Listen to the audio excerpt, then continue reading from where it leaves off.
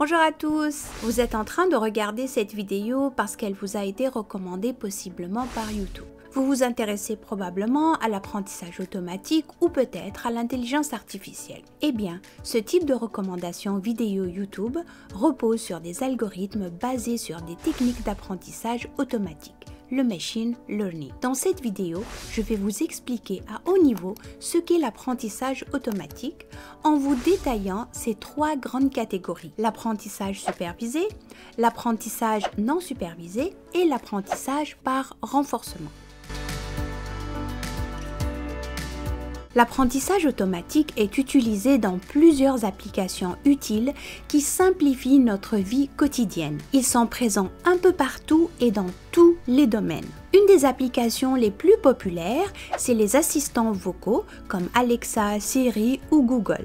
Ces assistants saisissent notre langue, nous comprennent et répondent à nos demandes. Une autre application très utile et qui est devenue tellement évidente qu'on n'y pense même plus, c'est la détection automatique des spams et sa classification dans nos courriers indésirables sans que l'on se rende compte. De nos jours, ces algorithmes de détection de spam sont très performants et atteignent des niveaux de précision exceptionnels. Ce ne sont là que deux exemples communs de l'usage de l'apprentissage automatique dans nos vies courantes, mais il y en a plein d'autres. Plus spécifiquement, la détection de la fraude dans les banques et les institutions financières, la prévision de la demande dans la vente au détail et les chaînes d'approvisionnement, les systèmes de recommandation comme dans Netflix, YouTube, TikTok et Amazon, qui nous recommandent du contenu proche de nos intérêts. Et voici un autre exemple dans le domaine de la santé: la détection de cellules cancéreuses. Le projet Inner Eye Project de Microsoft utilise des algorithmes de machine learning pour, entre autres, mieux différencier les cellules saines des tumeurs, et ce à partir de radiographies des patients. La traduction, la correction automatique de l'orthographe, mais aussi des applications encore plus impressionnantes comme la complétion automatique de texte, appelée génération automatique de texte. Certaines applications offrent un assistant de génération automatique de contenu pour n'importe quel sujet d'intérêt. Vous pouvez en tester un exemple comme Writer.me. C'est tout de même fascinant. Une chose est sûre, le syndrome de la page blanche pourrait être éradiqué. Je vous mettrai le lien dans la description, vous pouvez aller le tester par vous-même. La liste des applications possibles du machine learning est longue. Mais c'est quoi au juste le machine learning ou l'apprentissage automatique? Le machine learning est l'art de traiter des données massives pour détecter des modèles ou des patterns, d'apprendre et d'exécuter des tâches de manière autonome, c'est-à-dire sans être préalablement guidé sur la façon exacte de résoudre un problème. C'est Arthur Samuel, un ancien chercheur chez IBM, qui a introduit le terme machine learning en 1959. Et oui, l'apprentissage automatique est aussi vieux que ça. Arthur Samuel définit le machine learning comme suit. L'apprentissage automatique donne aux ordinateurs la capacité d'apprendre sans être explicitement programmés. C'est assez clair et concis. Évidemment, depuis, il y a eu des centaines de définitions du machine learning. Il y a peut-être autant de définitions que de chercheurs dans ce domaine, mais bon, il y en a une que j'affectionne particulièrement. C'est celle de Tom Mitchell, professeur et chef du département de machine learning à Carnegie Mellon University. Voici comment il a défini l'apprentissage automatique en 1997. L'apprentissage automatique est l'ensemble d'algorithmes qui s'améliorent automatiquement grâce à l'expérience. Ce que j'aime dans ces deux définitions, c'est l'introduction du terme expérience. Parce que pour les machines, l'expérience n'est rien d'autre que la masse de données qu'elle est capable de traiter. Le machine learning englobe trois grandes catégories qui se distinguent par le degré de supervision exigé de l'utilisateur, l'analyste ou le chercheur. Alors ces trois catégories sont l'apprentissage supervisé, l'apprentissage non supervisé et l'apprentissage par renforcement. L'apprentissage supervisé, comme son nom l'indique, se fait conformément à une supervision, dans le sens où l'algorithme d'apprentissage doit être alimenté simultanément de la paire input-output. C'est ce que les statisticiens appellent variables explicatives ou les X, et une variable réponse y ou la cible.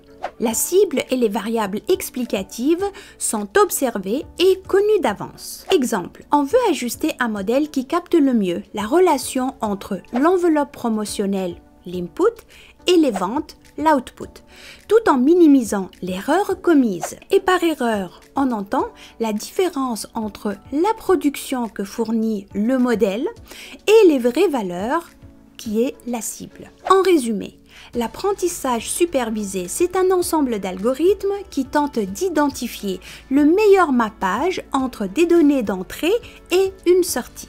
On utilise l'apprentissage supervisé pour répondre essentiellement à l'un ou l'autre des deux objectifs suivants. Il se pourrait que l'on veuille prédire une variable continue, exemple, les coûts de production ou les profits, la valeur des actions cotées en bourse, prédire l'âge des individus sur des photos, etc.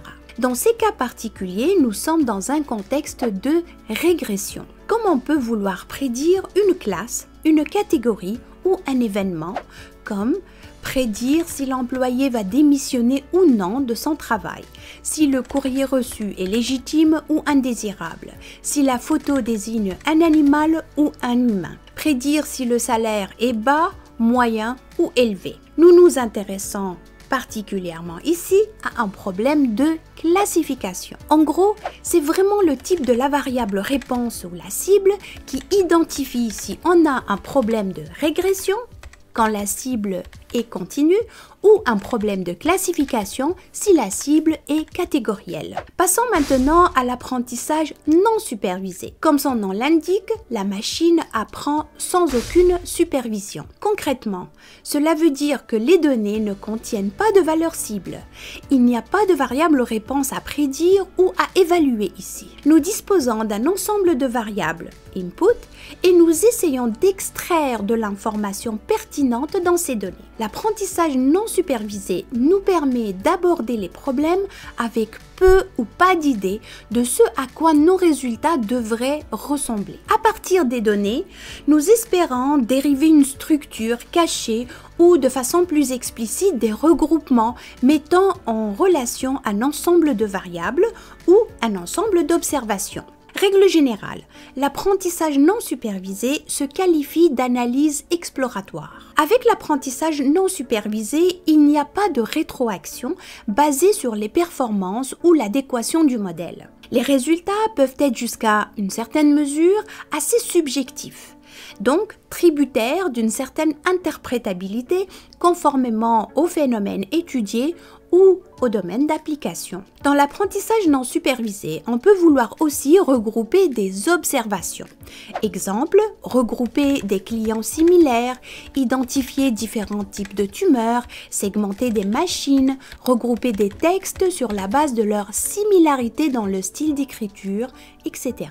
Discutons maintenant de la dernière catégorie de l'apprentissage machine, soit l'apprentissage par renforcement. Ce type d'apprentissage est basé sur les théories de la psychologie comportementale, dans le sens où la machine appelée agent observe l'environnement, choisit une action et obtient en retour une récompense si c'est l'action désirée ou une pénalité dans le cas contraire. C'est plus du domaine de la robotique ou des jeux. Supposons que l'on construit un mini-robot et qu'on lui présente un labyrinthe avec une porte d'entrée et une porte de sortie. Si le robot va dans le bon sens, il obtient des points. S'il fait faux bond, on lui retire des points. On s'attend donc à ce que le robot apprenne par lui-même à parcourir le labyrinthe sans faute. Voilà, c'est tout pour aujourd'hui. J'espère que cette petite vidéo vous a aidé à mieux saisir ce que l'on entend par machine learning ou apprentissage automatique. À la prochaine! Au revoir!